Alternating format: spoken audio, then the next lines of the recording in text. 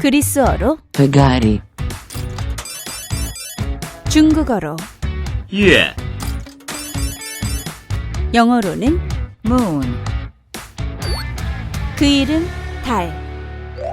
나이 약 46억 년. 지구의 약 4분의 1 크기. 지구에서 달까지의 거리는 서울에서 부산까지 거리의 약 900배인 38만 4,400km. 공기 없음.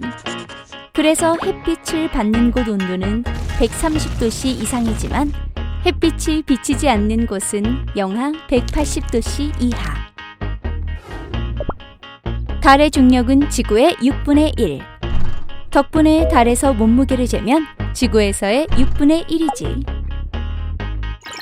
달이 지구를 한 바퀴 도는데 걸리는 시간 27일 7시간 43분. 지구 주위를 도는 평균 속도는 시속 3,700km.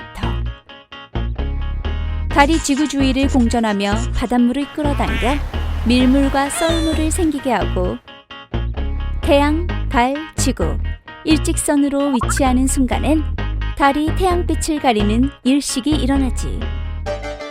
그리고 1969년 7월 20일 오후 10시 56분 20초 아폴로 11호 선장 닐 암스트롱이 달 표면에 왼발을 내딛었지.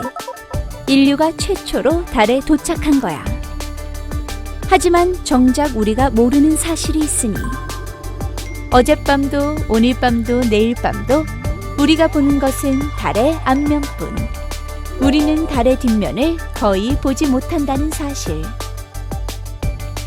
왜 달의 뒷면을 보지 못하는 걸까? 과연 달의 뒷면엔 무엇이 있을까?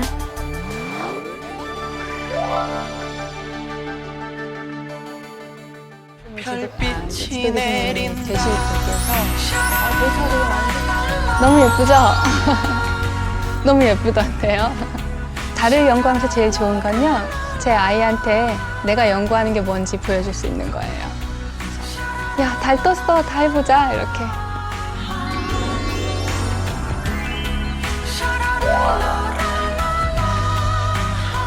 우리가 달의 뒷면을 볼 수가 없는데요. 그건 마치 달이랑 지구가 실로 묶여 있는 것처럼 회전한다고 생각하시면 가장 쉬워요. 그래서 지구가 있고 지구에 실로 연결된 달이 있으면 달이 지구가 도는 것과 똑같이 따라가면서 돌게 됩니다. 그래서 지구에서 봤을 때는 항상 실이 묶여 있는 달의 그 앞면만 볼 수 있게 돼 있어요. 달의 뒷면을 지구에서는 볼 수가 없죠. 이렇게 실로 묶여 있는 것처럼 이렇게 따라서 회전하기 때문에 지구에 있는 사람 입장에서는 달의 멀리 있는 뒷면을 볼 수가 없어요. 진짜 물론 묶여있는 건 아니잖아요. 그렇죠. 실로 묶여져 있지 않는데 중력이라는 실로 묶여 있다고 생각하시면 제일 쉬울 것 같아요. 중력이라는 실? 네. 중력이라는 건 두 개의 물체가 서로 잡아당기는 힘이 있어요. 그런데 그냥 잡아당기기만 하면 지구랑 달이 점점 가까워지겠죠. 그리고 만약에 실로 묶여져 있는 달이라는 공을 돌린다고 생각하면 실을 놓는 순간에 달이랑 공이 멀리 떨어져 가버릴 거예요. 그런데 다가가는 힘과 돌아가는 힘 두 개가 잘 균형을 이루고 있어서 그 거리를 실로 묶여져 있는 것처럼 균형을 잡고 있어요.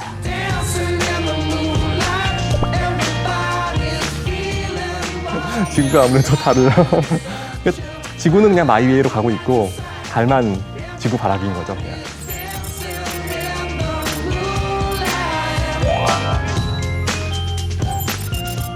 달이 항상 우리가 한쪽 면을 지구 쪽을 향하고 있다고 했는데 정확하게 같은 면을 향하고 있지는 않거든요. 약간씩 달이 이렇게 움직입니다. 그래가지고 전체 달 뒷면에서 한 5분의 1 좀 안 되게 지구에서 살짝 그 가장자리가 보여요.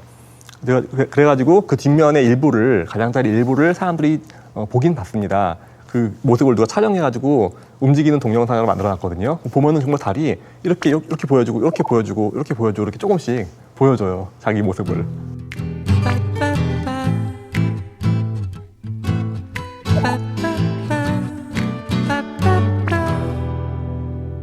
애가 막 타겠네요, 그걸. 그렇죠.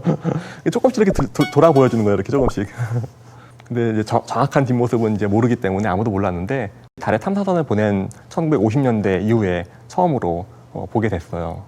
소련이 달에 탐사선을 보냈는데 그 탐사선을 타고 있던 우주 비행사가 달 뒷면에 착륙은 하지 못했고요. 달 뒷면에 이렇게 돌아서 지구로 다시 돌아왔어요. 그래서 그 사람이 달 뒤에서 달 뒷면을 보고 사진을 찍고 그리고 지구로 돌아온 것이 전부입니다. Sequence start. 6, 5, 4, 3, 2, 1, 0. All engine running. We have a liftoff. Liftoff on Apollo 11. Oh, it's beautiful, Mike. It really is. Oh, geez, that's great. Is the lighting halfway decent? 그 유명한 닐 암스트롱이 발을 내리던 데는 달의 뒷면인가요? 앞면인가요? 달의 앞면이지요. 달의 앞면에 우주 비행사가 달의 앞면에 도착할 수밖에 없는 이유는 달 뒤로 가면 나사와 달에 있는 우주 비행사 간에 통신을 할 수가 없어요. 그래서 어떠한 명령도 들을 수가 없고 또 그 달 탐사선을 작동시키고 있는 기계들한테 어떤 명령도 내릴 수가 없습니다. 그래서 만약에 달 뒷면에 우주 비행사 착륙한다. 그러면 태양빛도 비치지 않는 밤이었을 것이고요. 달 착륙선에서 내려서 걸어갔는데 가다가 길을 잃었다. 다시 돌아올 수 없어요. 목숨을 담보로 하기 때문에 절대 하지 않는 일이에요.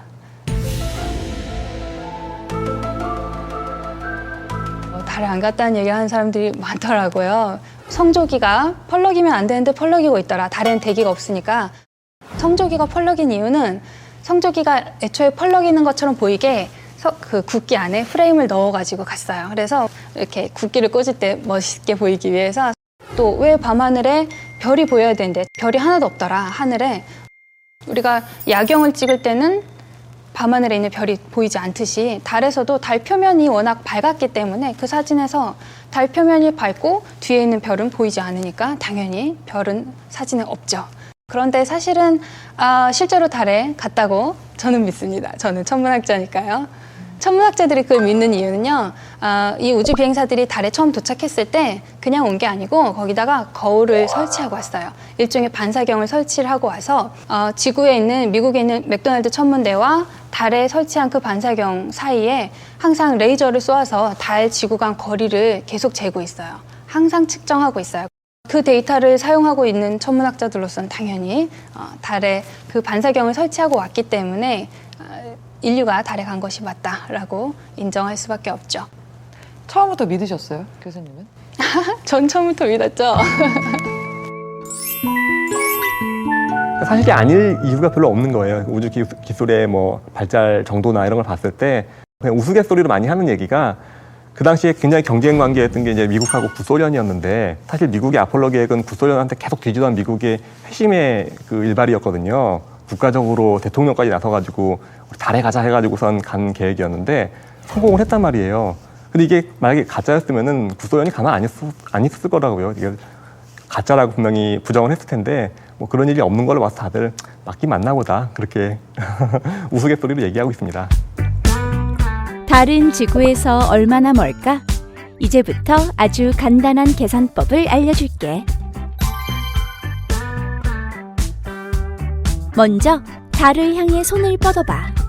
그럼 손톱 하나로 달 전체를 가릴 수 있을 거야. 손톱의 너비는 대충 우리 팔 길이의 1%. 이것만으로 옛날 사람들은 달까지의 거리를 알아냈어. 어떻게? 기하학에서 제일 간단한 원리인 닮은 꼴 삼각형 원리에 따르면 달의 지름과 달과 지구 사이의 거리의 비는 손톱 너비와 팔 길이의 비와 같아. 따라서 달의 지름 역시 달과 지구 사이 거리의 1%야. 여기에 에레토스테네스가 밝힌 달의 지름 3200km를 넣고 계산해 볼까?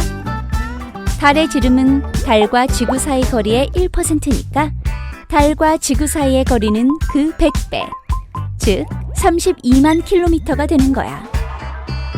2000년 전 천문학자의 계산과 간단한 기하학 원리로 달과 지구 사이의 거리를 풀 수 있다니 정말 흥미롭지 않니?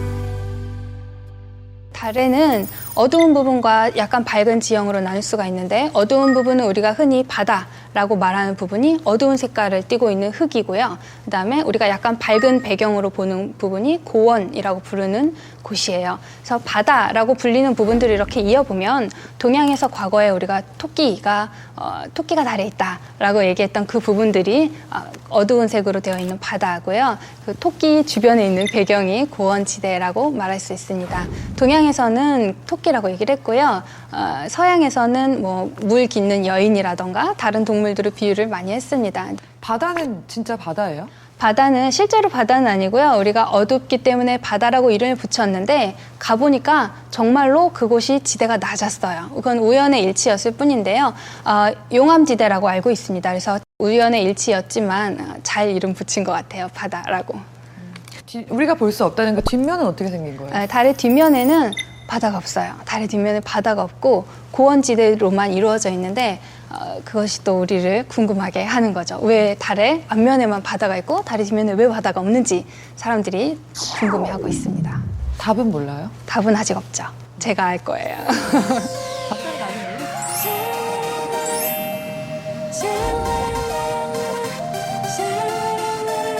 1920년대부터 시작해서 국제천문연맹이라고 부르는 IAU에서 그 사람들이 전통적으로 불러왔던 지명들을 정리를 해서 지도로 만들었습니다. 그리고 크레이터 같은 경우에는 크레이터의 지형에는 예전 천문학자들의 이름을 많이 붙입니다. 그래서 돌아가신 고인이 되신 천문학자들이나 아주 저명한 과학자들의 이름을 붙여서 크레이터는 뭐 티코 크레이터, 케플러 크레이터 이렇게 이름을 붙이고요. 그다음에 바다에는 사람의 마음의 상태를 뜻하는 단어들을 붙입니다. 그래서 고요의 바다라던가 폭풍의 대양이라던가 그런 이름들을 붙이고 있죠. 2020년대 달 궤도선 달에 착륙선을 보낼 예정입니다. 자력 발사. 기자 입장에서는 이 프로젝트가 어떠세요? 또 기대가 되고요. 기대가 되는데 사실 부담스러울 것 같아요. 과학자분들은. 왜냐하면 그렇게 목표가 세웠다는 거는 성공하면 본전인데 성공 못하면 사실 굉장히 큰 부담이거든요. 그래서 굉장히 부담스러울 것 같아요. 제가 보기에는 과학자분들도 굉장히 부담스러워하고 계세요.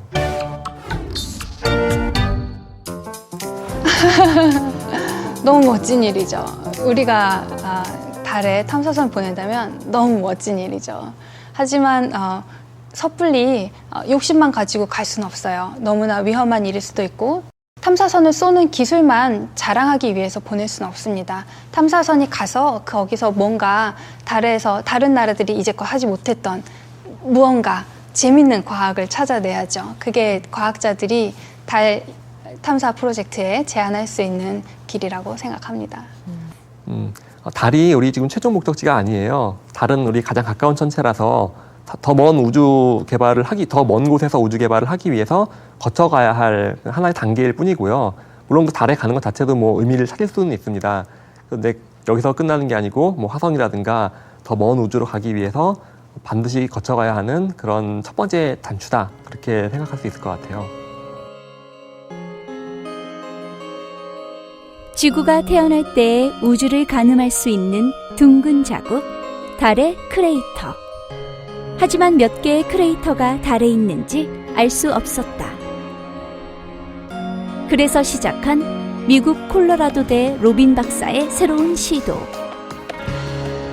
달 탐사선이 보내온 이미지를 인터넷으로 공유하며 달 전문가 8명과 일반인 참가자 1000여 명이 공동으로 크고 작은 크레이터를 세는 작업을 시작했다. 뛰어난 소수 과학자의 연구만으로는 알 수 없던 크레이터의 개수. 그러나 함께해서 찾을 수 있던 의미 있는 결과들. 우리 모두의 과학. 함께하는 과학의 시대가 열린 것이다.